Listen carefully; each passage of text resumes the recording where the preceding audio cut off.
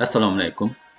Anglayotganinglar Qashqar Uyg'ur nashriyati 2003-yili 11-oyda birinchi qatim nashr qilgan tarixiy roman Qonliq Idir.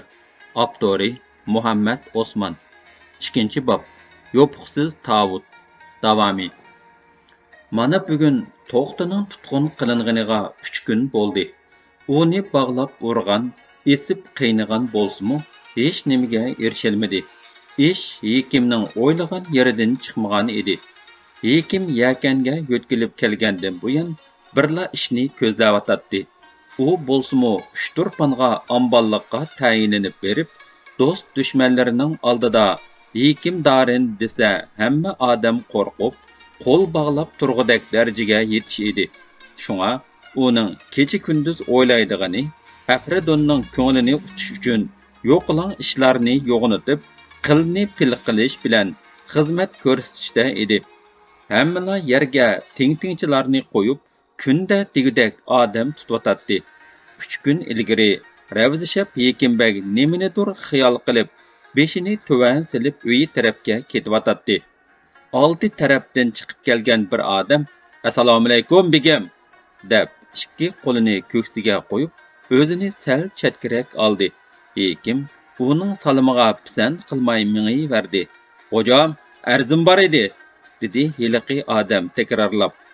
Hekim shundoq qarab, o'ngi siriq, feroza ko'z, uzun yengak, yoshligiga qaramay toz chiroyga qo'riq tushgan, o'ttira bo'y, putiga ko'nirgan kun o'tikni kiyib, yiling ishton bilan uchsidagi ko'ni qizil chakmanning tashlarini birini egiz, birini past qovushtirib, ustidan bog'lab olgan Qashqarning baldoqliq yung balvig'iga tushda paynaklangan g'ilopliq yo'g'on pichoq esib olgan notunish bir odamning qo'l bog'lab hijiyib turganini ko'rdi va uningga inchikilab sapsilib, "Nima gap?" deb so'radi. "Muhim, intayin muhim gap", deginicha siljidi u. "Degina tezroq, tilingni chaynamay. Bir to'planchini ko'rdim. Nima deding? Isyonchini? Nada?" "Do'rqazi mahallasining ro'barosida hojam. Men Do'rqazi mahallasidagi tor ko'cha bilan shiyalar silib olgan egiz uylarning naqshdaq eshik darvoza va balxonlarini tomosha qilgach, do'qmushdagi miskar do'konining oldiga kelsam, birsi 10-15 shirikni ikkidan qator qilib mashdastib ilib mingibdi. Ularga havasim kelib qarab tursam, ko'chaning qarshi tarafida qara noch tumoq kiyib olgan yakanlikka o'xshobla ketadigan buqidek qovul yoshlar bir nima barmiqin chinab chiriklarni sanayotgandek qildi. Turibla ko'nglimga ehtimol lashkarlarning sonini bilib olib to'plan ko'tarishni planlayotgan o'xshaydi degan gumon keldi-da, kechicha shishxal o'ynab turg'unimni to'ldirilish uchun janoblaridan mukofot olay deb oldilariga chopdim. U tehi yiroqqa bormidi?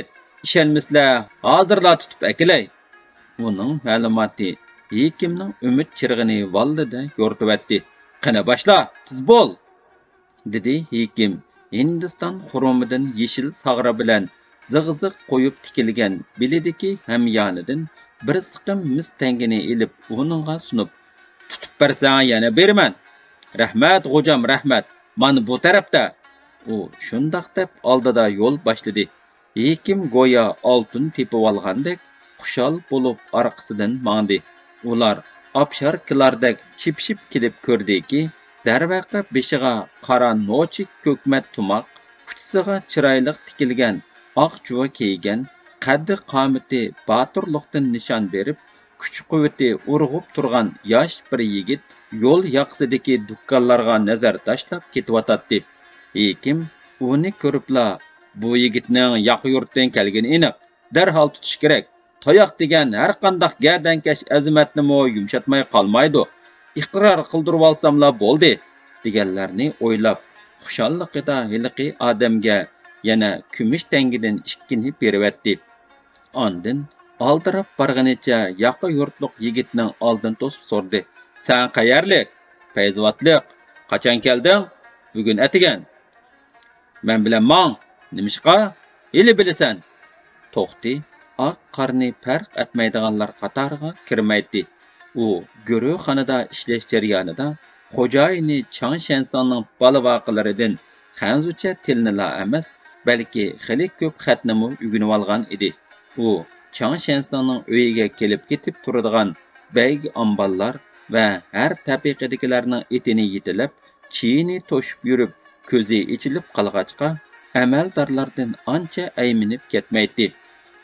To'xti Chang Shensangning uyiga kichik kirgan bo'lib, birər səvənlik ötküzmegəçkə bu fəzileti xo'jayinda özüksiz mehr paydo qildi. Bara-bara öz farzandida ko'rdi. Chakar hisoblamadi.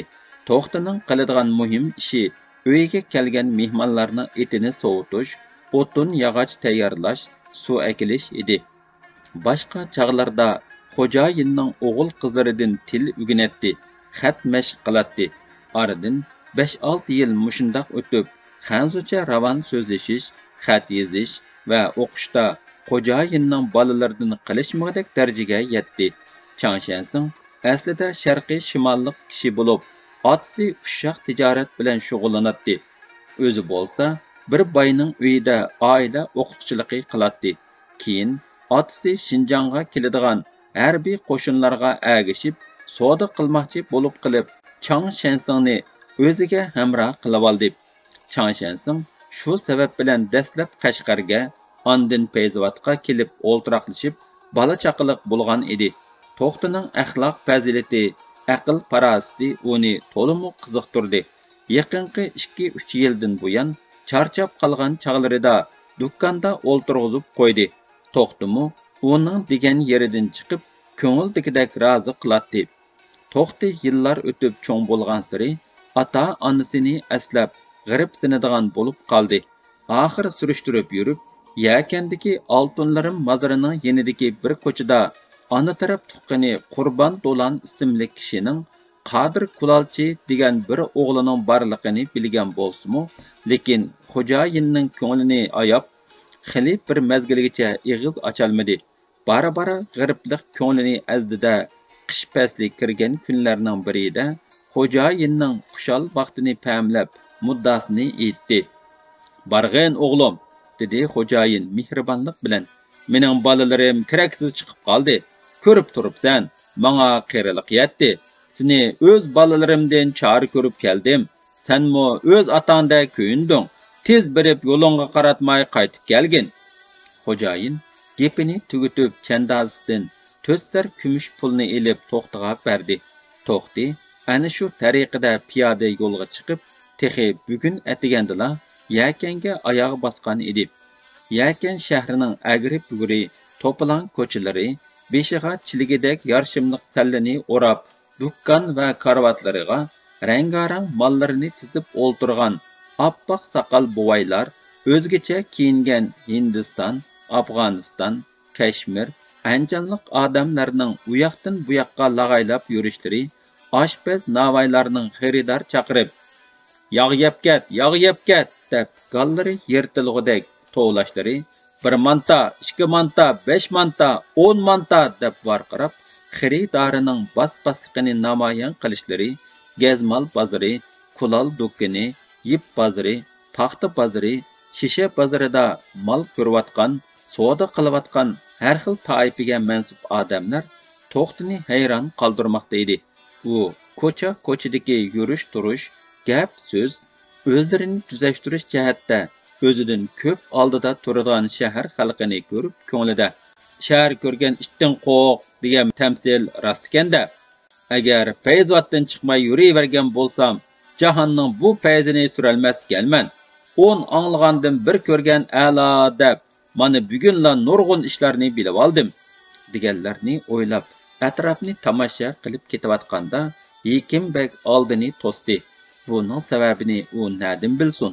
Shunga hech bir pisantiga olmay ketavermoqchi bo'lib edi. Kuchsidagi kiyimlaridan amaldorligi bilinib turadigan bu odam uning do'ppisiga jigd soldi. "Qo'rqma, hozirla qaytib kelasan." To'xti agishib xili mang'andan keyin rastidan chekindirib solgan yog'och darvozali qashamatlik nurg'un uylardan o'tishdi. Ondan g'arbiy tomg'a tutash tor ig'izdan halqib, 2 qanotli qora darvozaning oldiga kelganda Yekim to'vildi. "Voy, Hofizbek, mana keldim. Darvozaning kichik eshigini ochib, Hofizbek chiqib keldi. Ravzchab begi Hekim to'xtiga buyruq qildi. Kira! Uning mijozi birdilla o'zgarib tari turilgan edi. U darvozadan kirib to'xtini qarovulga topshirgandan keyin Hofizbekka "So'roqxonani ichinglar" dedi. Ondan sol tarafdagi taqoqliq uylarning birinchisining eshigida to'xtadi. Bu uylar so'roqxonaning so'roqxonalari bo'lib, qiynoq vositalarining hammasi tal edi. Shunga muhim so'roqlar mushu yerda ilib beriladi. Hekimbey hammani bir-birlab ko'zdan kechirib, tayyorlikdan rozi bo'lgandek kayfiyatda qaytib chiqdi-da, "Hozircha uni so'lab qo'yinglar" deb tapilib, uy tarafga ishorat qildi. O'zi jiddiy qadam tashlab, darvozadan chiqib udulla Vang ordisiga yo'l oldi. Shu topda u qandaqdir bir umidi hosil topgandek xushal, kayfi chog' ham mag'rur edi. Hekimbey kirib kelganda Afirdun Vang yakanning ulug'laridan Shayx Islom Sohib Kiram va Axun Munajjim Zaman bilan dasturxon ustida edi. Hekimbey o'ltirmayla to'xti to'g'risidagi ma'lumotni yetkazib qaytib chiqib so'loqxonaga keldi. Hozir uning butun xiyoli to'xtiga markazlashgan bo'lib, ko'nglida xizmat ko'rsatgan payt keldi. Qandaqlik qilib bo'lmasin, uning iqrorini qo'lga keltirish kerak deb o'ylaydi. Shunga taqozzoliq ilikida yana so'roqxona ishiga keldi. Uni ko'rgan Hofizbek xuddi marab turgandekla darhol paydo bo'lib, beliga esib olgan bir muncha ochqushlar ichidan birini tanlab qulupni echib bergandan keyin qo'l bog'lab orqaga chekindi. "Tayyorlaninglar" dedi Hekimbek keskin talaffuzda. Hofizbek tez qadam tashlab qarovul tarafga yurib ketdi va uzoq o'tmay ikki odamni boshlab keldi. Ular beshiga manjucha qalpoq, uchsiga qo'nirgan lashkar kiyimi kiyib olgan edi. Hekimbek nemishqidir sal xotirjamlangandek bo'ldi. Ondan so'roqxonaga oldida kirib, go'yo azaldan ko'rib boqmagandek inchikilib qarab ketdi. So'roqxonaning ichi ozoda bo'lib, bir tarafga so'roqchi o'ltirgan kursi bilan kantir qo'yilgan edi. Tomlarga qiqilgan qo'ziqlarga og'amcha, to'mir ko'yza, qamcha, zanjir degandek jazo qurollari issiqliq turadi. Bir bulungda to'mir qizitadigan kuyaklik o'choq bo'lib, ko'mirlar tayyorlab qo'yilgan edi. To'g'risida xuddi kranninkidek yo'g'on zanjir, uning uchida harakatlik halqa esilib turadi. Bir bulundagi yo'g'on maltaqda yerim suv bo'lib, yiniga bir dona yog'och so'g'a qo'yib qo'yilgan edi. Hekimbey bularni ko'zdan kechirib bo'lgandan keyin to'xtining iqror qilmasligidan shubhasi tugab, so'roq kanterining oldida kursiga berib o'ltirdi. Hofizbek uning yonida o'ri turdi. "Qani kelsizlar" dedi Hekimbey bir tarafga sal surilib. Hofizbek Hekimbeyning yonidan o'rin olgandan keyin yo'l yo'riq so'rayotgandek siyoqda Hekimbekka qaradi. Hekimbey dedi: "Qani boshlayli. Tutqun ilib kirilsin" tovladi Hofizbek gelini kirib. Ayol shimayla ikki odam to'xtining qo'llarini gajgisiga qayirib, gadinidan bosqancha so'roqxonaga ilib kirib, qarshi tarafdagi to'risqa issiqliq zanjirning ostiga opirib to'xtatdi. Hekimbek so'roqni boshladi. "Isming nima? To'xti, qaysi yurtdan? Fayzvatdan. Kasbing?" "Chakar."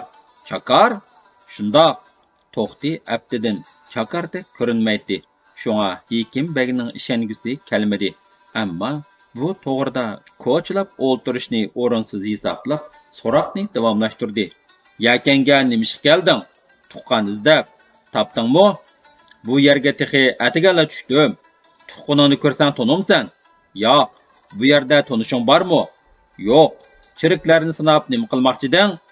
To'xti bu savoldan hayron qilib, hech nimani tushunmay Hekimbekning ko'ziga qaradi. "So'zla!" Hekimbek kantirni qattiq mushlab, dast o'rnidan turdi. To'xti hayron qolgan talaffuzda inkos qaytardi. "Hech nimani tushunmadim. Atigan Do'rqazo mahallasida ko'chadan o'tib ketayotgan chiriklarni barmoqni chinab sanig'ing rostmi?" "Bilmayman." Yüzleştirsem nima deysan? Yüzleşay. Agar shundoq qilgan bo'lsam, o'ltirib tinimni par-para qilib atanglar. Guvohchini ilib kiringlar. Hofizbek jakarlab bo'lib og'zini Hekim Begning quliqiga yiqib so'radi. Kimni bigam? Hekim Beg javob o'rniga aloqizada bo'ldi.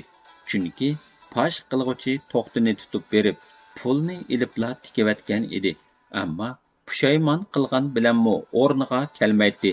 Texmu yamini uning ism sharifini nada turdiganligini so'rab olmaganligi bo'lib, etiki kangri bu jahonda nadin topquliq. Hekim Beg nima qilishini bilmay birdam jim turib qilib, ondan birdilla aql topgandek, buning jadisi tayoq, qani iqror qilmaganini ko'ray deganlarni o'yladi. Oldidagi kantirni mushtlab varqirdi. Hu mutham, aymanmasdan tixi yüzleşiman deysna, uringlar uni. Ikki chirik uning qo'llarini to'risqa esiqliq zanjirning halqisiga o'tkazib qo'yib, ikki tarafdan kirich qamchi bilan kuchab savaşqa boshladi. To'xtanglar! Hekim Beg ularga buyruq berdi. Bu chaqda qamchining zaharlik tili to'xtining peshonasiga tegib, yerilgan joydan sho'rqirab qon iqvatadi. Yüz ko'zlarimo pichoq bilan telivatgandek jarohatlangan edi. To'xti bo'lsa ko'zlari yumulmay, jon uzgan murdadek chekchiyibla turadi. Qandoq iqror qilamsan yo'q? Hekim Bey o'rnidan qo'pib to'xtining qishiga yaqin keldi. Yüzleşiman, ko'rgan anglagan odam bo'lsa oldimda isbotlasin. To'xti g'azablik nazarda Hekim Begga tikildi. Esinglar, dedi Hekim Beg chichangishib. Qani, buning iqror qilmaganini ko'ray. Ko'ngilchan qilib adablanglar. Yenida yalab turganlardan birisi zanjirni tortgan edi. To'xtining putlari yerdan bir gaz ko'tarildi. Ondan ikkisi ikki yondan qamchi bilan yana urishqa boshladi. To'xtining tishlari lavlariga bitib, qamcha zarbida ko'ngliki titma-talang bo'ldi. Qon tepchivatgan badanlari tuz sepgandek ichishyotdi. Oxirida qamcha jon yerigimi zarb bilan tegishga boshladi. Angacha To'xti allaqachon hushidan ketgan edi. "Bo'shtinglar!" dedi Hekim buyruq qilib. To'xti qo'llari zanjirdan bo'shtilishi bilan guppida yerga yiqildi. "Nima tursizlar?" chekchaydi Hekim. Ular ikki so'g'a so'q suv chechivedi. To'xti andikib ko'zini ochdi. To'xtining put alqinidan boshqa joylari jarohatlangan edi. "Iqror qilamsan yo'q?" Hekim gelini kirib qarqirdi. To'xti zaif ovoz bilan qat'iy aytdi. "Yüzleşiman. So'zlatinglar." Hekim o'rniga birib o'ltirdi. To'xtining faqat beshining ustida ozroq saq qolgan edi. Yaylar uni quliqidan tutib turg'izib, tamga ustirishga boshladi. Natijada yüz ko'zlari ishib chiqdi, beshi aylandi. Yoshlar yipi uzilgan marjandek sirg'ib ko'z quyruqlaridan mang'izlari bo'ylab oqdi.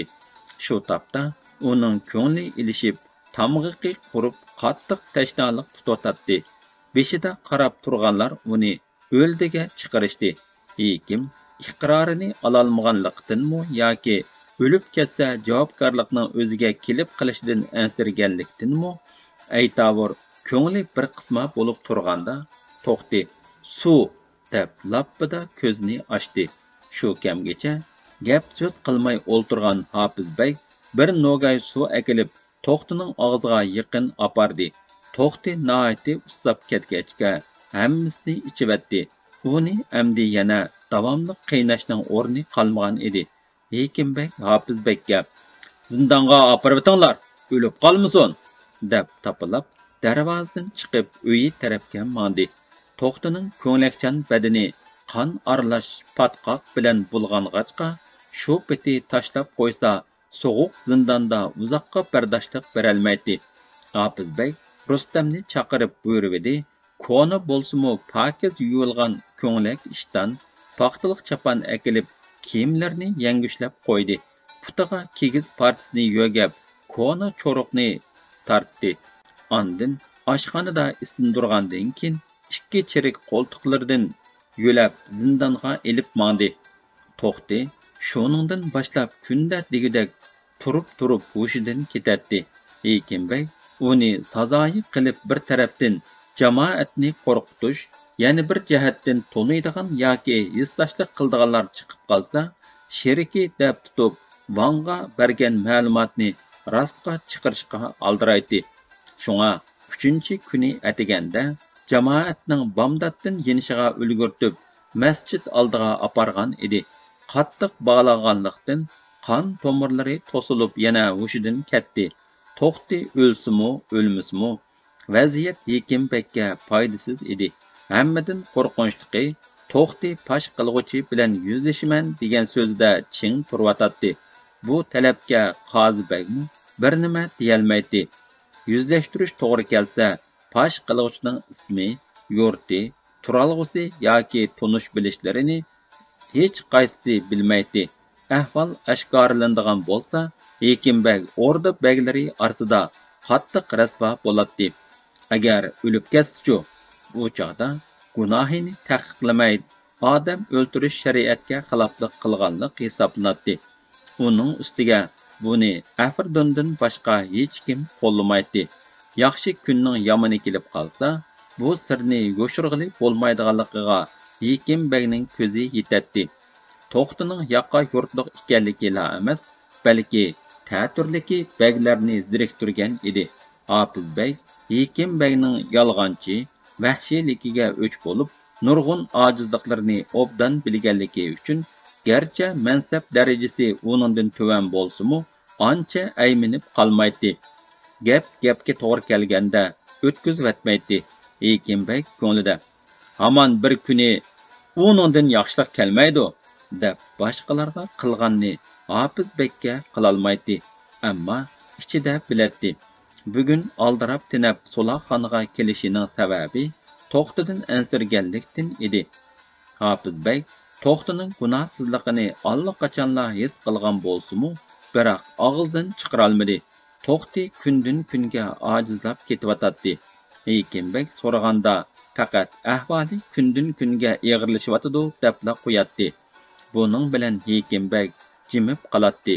Hofizbekning uningga yesdoshlik muomalada bo'lishi nohaq jazolanganligiga ichi og'ritadiganlikdanmi yoki qizi Rayhonning shundoq muloyim holda "Jinim ota, yetimning ko'ngli Xudoning uyi" deyiladi ekan. To'xti yetimlikda cho'ng bo'pti da'vatimiz. Bir kitobni ko'rsam, odam o'lsa yig'lamaslik, faqat yetim musofirlar o'lib ketsa 7 kun yig'lash lozim. Uning motimini farishtalarmi tutadi deyilibdi. Rahim qilib qutuldirib qiling deb bechorlik bilan yolvurishlarining kuchidanmi bilgili bo'lmaydi. Hekimbek bo'lsa gudrat ichida o'zini boshqa beglardan qochirib yuradigan bo'lib qoldi. Uning burunqi manmanligi tugab, ta'turligi pasayib qolgandek qilsa-mu, nimalarni o'ylab yurganligi noma'lum edi. U bara-bara To'xtini ancha so'rabmi ketmadi yoki chiqarib o'tishga ijozat bermadi. Qaraganda heliqi noma'lum odamni tepib, paketga erishmoqchi bo'layotgandek qiladi. Biroq bu bir sir edi. 2-bob tugidi.